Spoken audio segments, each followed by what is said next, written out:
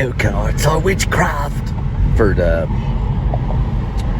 a fan, Ozzy Osbourne, say that. The go-karts are witchcraft, Sharon. Go-karts are witchcraft. I don't ride in one of those things. 8:33, 1 minute, 0.5.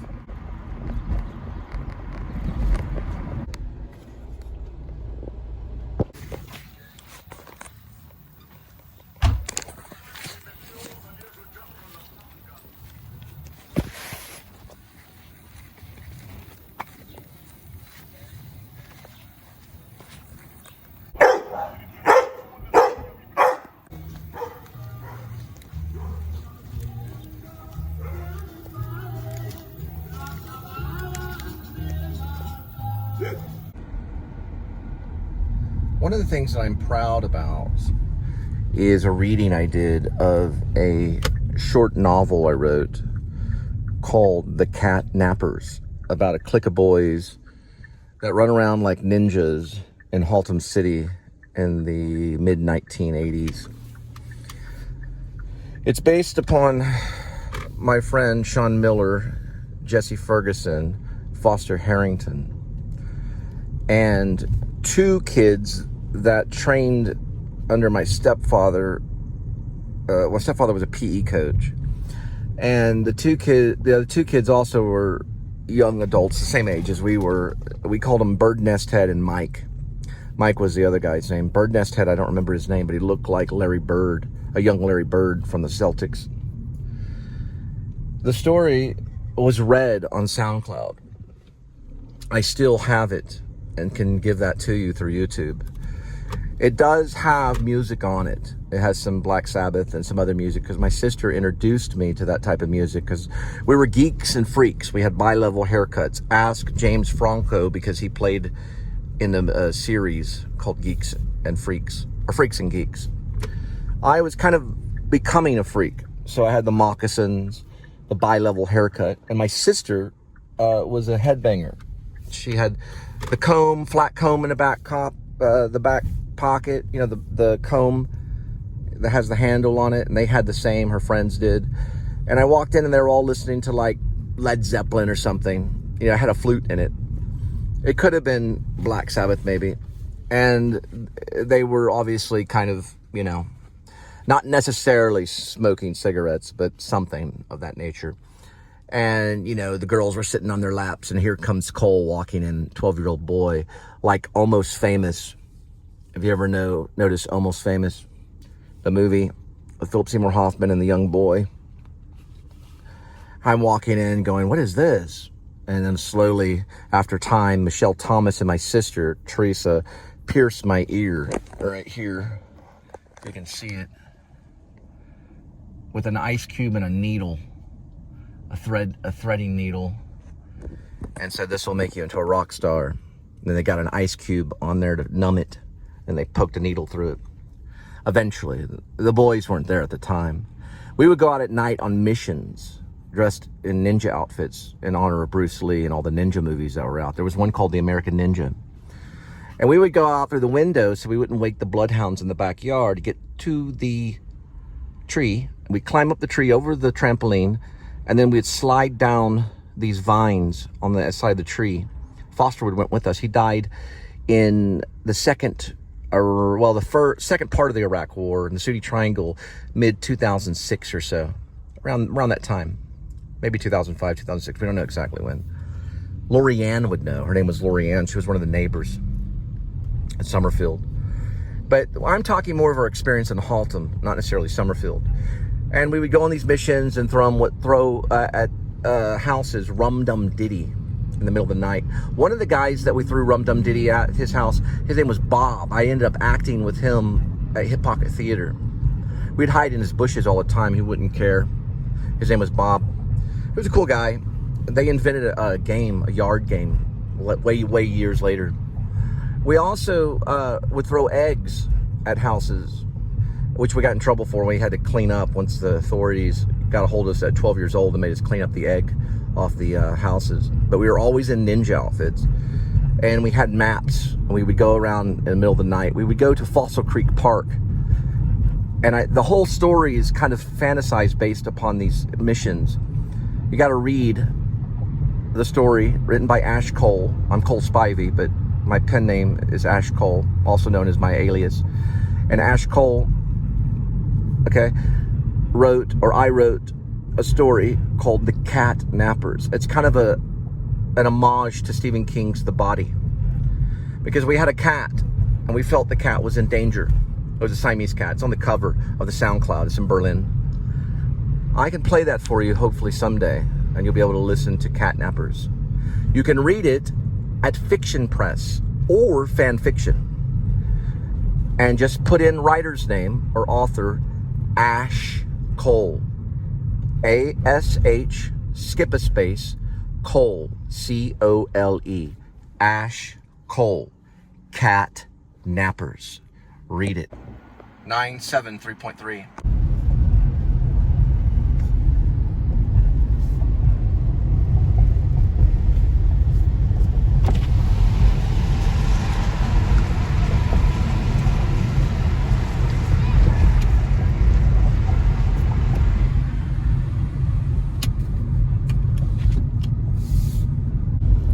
You know, whenever you come across Ozzy Osbourne and of course Black Sabbath, you ask yourself, what does he mean by what does he mean by Luke's Wall? What does he mean by War Pigs, you know? It can be interpreted over and over again, but these people, these evil generals who plot destruction, are led by these evil sorcerers who are connected by someone laughing, who's frozen at the hips, right? He's frozen in the ninth gate of hell, at the very bottom in a frozen pond. He has three faces. He's evil.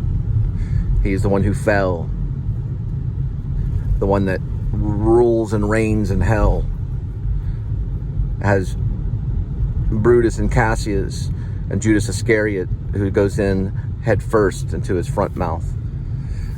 And Black Sabbath commented on some of that. I think it's a little bit about Armageddon. Somewhat Christian, I think. Just like all people that acknowledge God are somewhat Christian, because they know they'll kneel before the Lord Almighty Jesus Christ. So they're acknowledging him. It's different than what an atheist does, right? That's different than what an atheist does, because they're acknowledging who rules, and they would all admit and kneel before the one who loves and the one who forgives, which is the one and only Messiah, Lord of Lords, King of Kings, Jesus Christ. Talk to Ozzy. He might interpret Luke's Wall. Luke was an apostle. Did he build that during Armageddon and the war pigs were involved? I think maybe it's a setup. It's a layout of Armageddon. Revelations is behind some of it. It's not too bad. It's certainly not Slayer, you know. It's not just insulting, I don't think, completely. I think there's some thought, some theology behind Ozzy Osbourne's stuff. The one I wanted to use for Grace, aka Where Vlog, the screenplay, was Crazy Train. Just because it opens like a crazy train, you know, simply making a comment on the movie itself. Grace, aka Where Vlog. And Gary Oldman's reading, "Can't you simplify anything, Cole Spivey? My goodness, give me the Cliff Notes." I know Slow Horses is brilliant. This guy might let me in. It's a lift master. There I am right there in that little box. Hi. I'll have to wait. Oh, they'll let us both in. Yeah, I don't know. It doesn't read like your average one. Thank you. Appreciate it. Doesn't read like the average screenplay. Let's see. There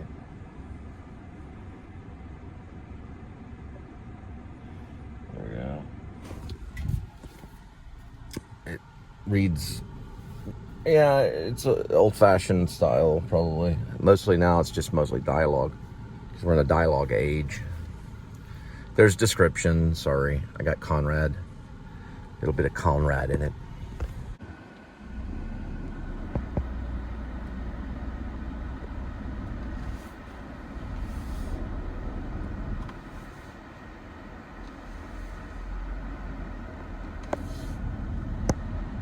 freaking video game.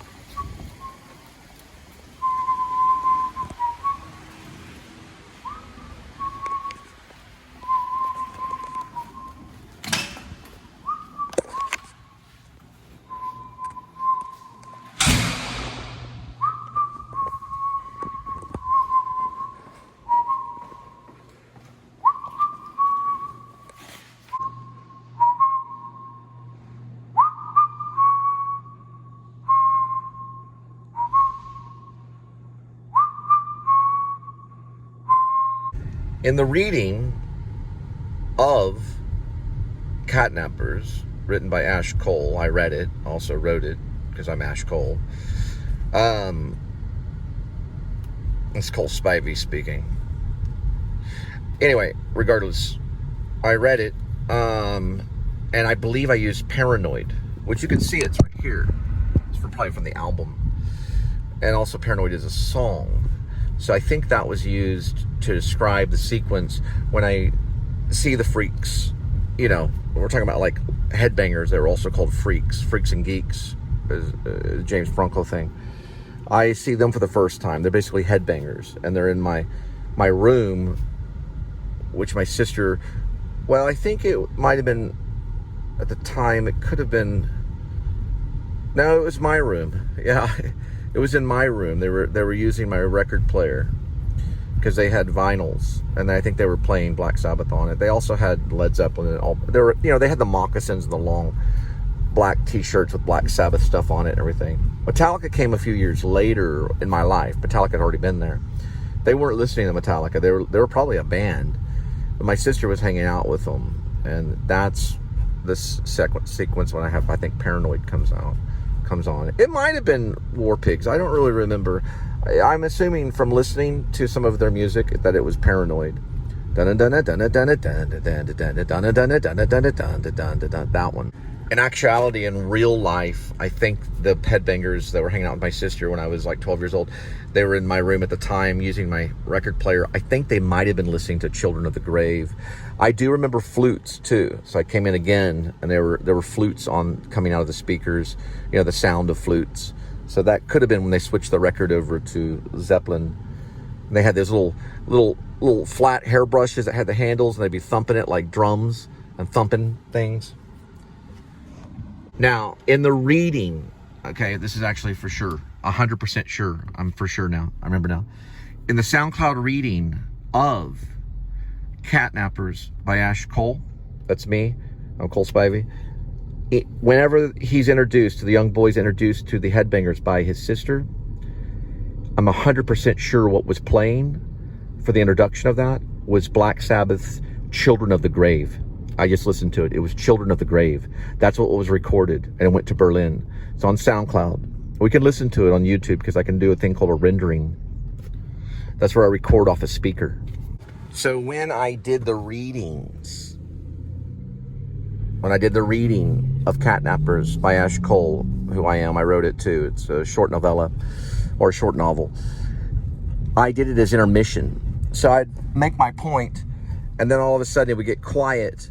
And I was icing my chin at the time because I had gotten punched in the chin at a Burger King off of Harry Hines. And this was probably in, like, you can find it on my Facebook. Probably 2020 or 2021. But it was between 2020 and 2021 sometime. And I was icing my chin. So I'd ice my chin because I had to read it while my chin was very sore. I did a very good reading, and I would get far from the mic. I'd turn up my Bluetooth speaker. There's a speaker bar. And yes, Children of the Grave from Black Sabbath would come up at that point as a intermission thing. I used other music too.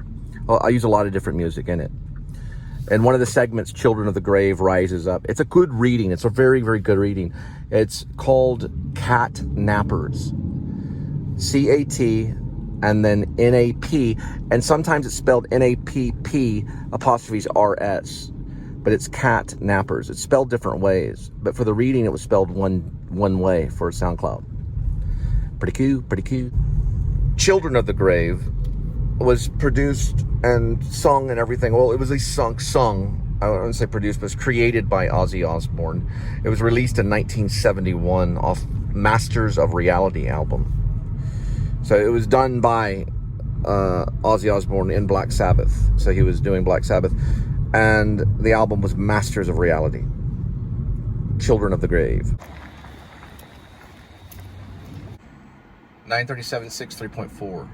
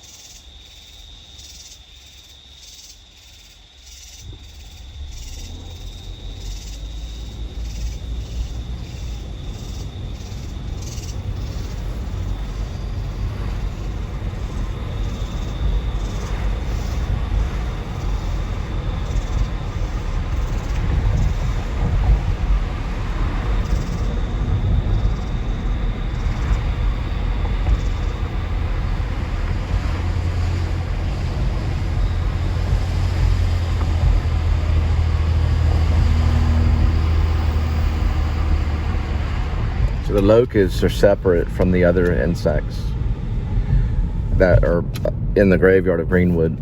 There's two different types. The locusts are on one end, and the first one almost sounded like frogs. There's a whole segment I have on my Sony Minicam. I captured these certain types of frogs in Sangerville, Maine. That is not posted online. It may be. Actually, you know what? It probably is. It's probably posted on my Cole Spivey, secret Cole Spivey channel that shows just Maine only.